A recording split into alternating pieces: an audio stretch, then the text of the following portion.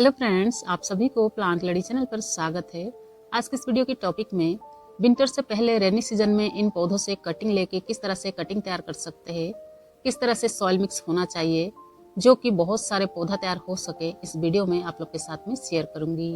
अगर आपके पास भी इस तरह से पुरानी क्रिसैंथेमम पौधे होंगे, उन्हीं पौधों से कटिंग लेके बहुत सारे पौधा तैयार कर सकते हैं। इन पौधों को बार बार नर्सरी से खरीद के लाने की जरूरत नहीं पड़ती है। क्रिसैंथेमम एक परमानेंट पौधा तो है, लेकिन विंटर सीजन में ही फूल खिलते हैं। बाकी पूरे साल हमारे पास ये पौधा इसी तरह से बनी रहती है। सही समय आने पर इन पौधे पे फूल देखने मिलती है। अगर आप इन पौधों से सही समय में कटिंग लेके कटिंग तैयार करते हैं या फिर बेबी प्लांट्स को अलग करके ग्रो करते हैं, विंटर आने से पहले इस काम को अगर कर लेते हैं, विंटर में बहुत ज्यादा फूल देखने मिलती है, क्योंकि इन पौधों को ग्रोथ होने के लिए समय मिल जाती है, जिसकी वजह से पौधा बहुत ज्यादा बुशी होती है। वैसे तो क्रिसैंथेमम पौधों में बहुत सारे वैरायटी होती है, बहुत सारे कलर वैरायटी भी होती है जो कि विंटर सीजन में देखने मिलती है। चाहे आपके पास जो भी कलर वैरायटी की पौधा क्यों ना हो, उन पौधों से कटिंग लेके इस मौसम में कटिंग तैयार कर सकते हैं। जो पिछला विंटर सीजन की पुरानी पौधे होते हैं, जो मदर प्लांट्स होती है, फूल सूखने से पहले हर गमले के अंदर इस तरीके से नाम लिख लेना चाहिए। जिन गमले के अंदर जिस कलर की फूल खिला हुआ होता है, फूलों का पहला अक्षर इस तरीके से लिख लेना चाहिए, क्योंकि पौधा एक जैसा दिखाई देती है, जिसकी वजह से पौधे पे फूल तो नहीं होता है, पौधों को पहचानने में मुश्किल होती है। इसलिए फूल सूखने से पहले इस तरह से नाम लिख लेना चाहिए। जब इन पौधों को कटिंग तैयार करते हैं या फिर बेबी प्लांट्स को अलग करते हैं, तभी हमें पता चल जाता है कौन से कलर की पौधा कितना बनाना है। तो चलिए पौधों से कटिंग निकाल लेते हैं, कटिंग को ग्रो करते हैं। आगे आपको रिजल्ट भी दिखाते हैं कटिंग ग्रो करने के बाद किस तरह से कटिंग ग्रोथ पर होता है। तो सबसे पहले आपके पास जो पुराने पौधे होते हैं, पिछला विंटर सीजन की जो भी कलर वैरायटी की पौधे होंगे, उन्हीं पौधे की ब्रांचेस की टिप सिरा को इस तरीके से निकालना है। ब्रांचेस को कुछ इस तरीके से आपको लेना है, कम से कम 3 इंच से लेके 5 इंच होना चाहिए। इस तरह से ब्रांचेस को कट करके निकालना है। वैसे आपको जितना पौधा बनाना है उतना ब्रांचेस को कट करके ले सकते हैं। अगर आपके पास इस तरह से पुराने पौधे नहीं हैं, तो किसी के पास के पौधों से इस तरह से कटिंग ले आ सकते हैं। इस मौसम में इन पौधों को बहुत आसानी से ग्रो कर सकते हैं। अगर समय से पहले इन पौधों को ग्रो करते हैं, इन पौधों को बुशी बनाने के लिए बहुत ज़्यादा समय मिल जाती है। विंटर से पहले पौधों को जितना हो सके उतना बुशी बनाना चाहिए, जो कि विंटर सीजन में बहुत ज़्यादा फूल देखने मिलती है। यहाँ पे मेरे हाथ में देख सकते हैं, इसी तरह से पुरानी पौधों से कटिंग निकालना है। इन्हीं कटिंग को लेके कटिंग ग्रो करेंगे, जो कि पौधा बहुत ज़्यादा बुशी होगी। लेकिन जो नर्सरी में पौधा होता है, जो विंटर सीजन में नर्सरी में इस तरह से पौधा देखने मिलती है, इन पौधों को खरीद के जब भी घर ले आते हैं, पौधे पे जितना फूल होता है उतना ही फूल खिलते हैं। आगे पौधे पे फूल नहीं खिलती है, ना कि बहुत ज़्यादा बुशी बना पाते हैं।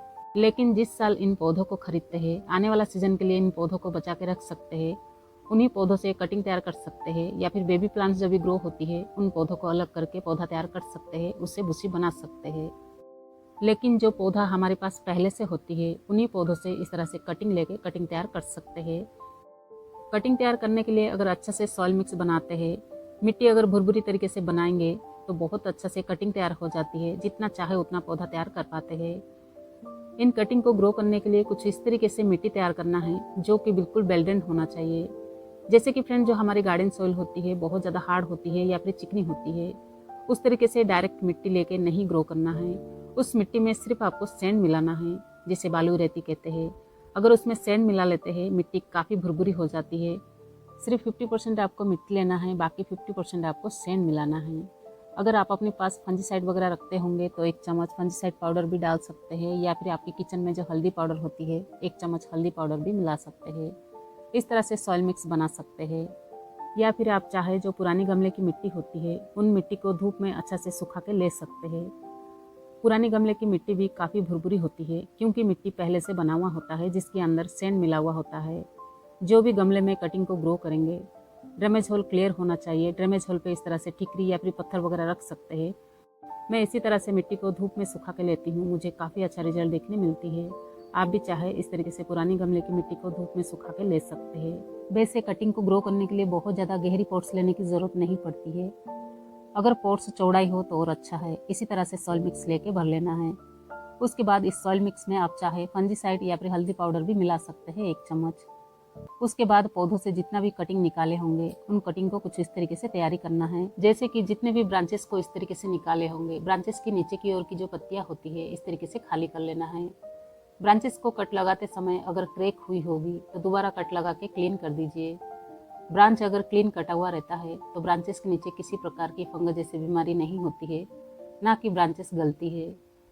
हर ब्रांच की नोड एरिया के नीचे जब भी क्लीन कट लगाते हैं, जब भी कटिंग को ग्रो करते हैं, बहुत जल्दी रूट्स ग्रोथ हो जाती है। इसलिए इसी तरह से ही आपको कटिंग तैयार करना है। यहाँ पे देख सकते हैं इस तरह से जब भी कटिंग तैयार करेंगे आपकी पूरे कटिंग तैयार हो जाती है। उसके अलावा जो आपकी सॉइल मिक्स होगा, सॉइल मिक्स इसी तरह से बेल्डन होना चाहिए। मिट्टी को जब इस तरीके से मुट्ठी बांधते हैं, मिट्टी इसी तरह से बिखर जाना चाहिए। इस तरीके से अगर बेल्डन मिट्टी बनाते हैं तो कटिंग बहुत जल्दी तैयार होती है। उसके बाद इस तरह से कटिंग लेके इस मिट्टी में लगा लेना है। यहाँ पे इस बात का जरूर ध्यान रखिए, कटिंग को लगाते समय मिट्टी में कम से कम 1 से 1.5 इंच चले जाना चाहिए। ब्रांचेस की नोड एरिया जब भी मिट्टी की टच में आती है बहुत जल्दी रूट्स ग्रोथ हो जाती है। कटिंग को लगाते समय थोड़ी थोड़ी दूरी बना के लगाना है, कुछ इस तरीके से। अगर आप बहुत ज़्यादा कटिंग तैयार करना चाहते हैं तो चौड़ाई जगह लेना चाहिए। जितना अच्छा से चौड़ाई जगह में इन कटिंग को ग्रो करेंगे बहुत ज़्यादा कटिंग एक साथ में तैयार कर सकेंगे। इस तरह से इन कटिंग को ग्रो करने के बाद आगे कटिंग किस तरीके से ग्रोथ पर होगा आपको निकाल के रिजल्ट भी दिखाऊंगी। कुछ इसी तरीके से आपको भी कटिंग को लगा लेना है। उसके बाद आपको आधा लीटर इस तरह से पानी लेना है। इस पानी में आधा चम्मच फंजीसाइड मिला के घोल लेना है। उसके बाद गमले में डाल देना है।